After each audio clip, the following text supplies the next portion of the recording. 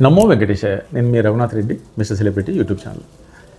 ఇకపై తిరుమల కొండపై మనకు క్యాలీఫ్లవర్ సంబంధించిన వంటకం మనకు కనిపించదు. ఎందుకంటే టీటీడీ ఒక మంచి నిర్ణయం తీసుకున్నది. ఈ నిర్ణయంపై భక్తులు కూడా బాగా స్వాగతిస్తున్నారు. ఇదేంటంటే భక్తుల కంప్లైంట్ దృష్ట్యా, భక్తుల ఆరోగ్య దృష్ట్యా ఈ క్యాలీఫ్లవర్ సంబంధించినటువంటి గోబీ వంటకాల్లో పురుగులు కనిపిస్తున్నాయని కంప్లైంట్. దీనికి సంబంధించి స్పందించి ఫుడ్ సేఫ్టీ అధికారులు తనిఖీలు చేస్తే ఈ ఫాస్ట్ ఫుడ్ సెంటర్లో అది నిజమే తెలియంది.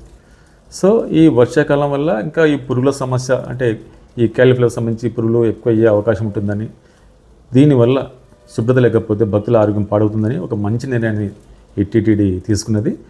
ఈ ఫాస్ట్ ఫుడ్ సెంటర్లో దాదాపు 160 ఫాస్ట్ ఫుడ్ సెంటర్స్ యజమాని పిలిపించి మాట్లాడడం జరిగింది. సో వాళ్ళు దాన్ని కూడా ఒప్పుకోవడం జరిగిందట. ఈ మంచి నిర్ణయాన్ని భక్తులందరూ కూడా ప్రశంసిస్తున్నారు. సో ఈ టీటీడీ అధికారులకు ప్రత్యేక ధన్యవాదాలు. అలాగే ఈ క్యాలీఫ్లవర్తో సంబంధించిన ఈ గోబీ వంటకాన్ని అన్ని దేవాలయ ప్రాంతాల్లో కూడా నిషేధం విధిస్తే మరీ బాగుంటుంది. ఎందుకంటే ఇది భక్తుల ఆరోగ్యం దృష్ట్యా మనం తీసుకోవాల్సినటువంటి, ఆలోచించాల్సినటువంటి నిర్ణయం. దేవాలయ శాఖ కూడా ఈ విధంగా ఈ విషయమే ఆలోచిస్తే బెటర్ అని నా అభిప్రాయం. Thank you very much. Thank you watching my video.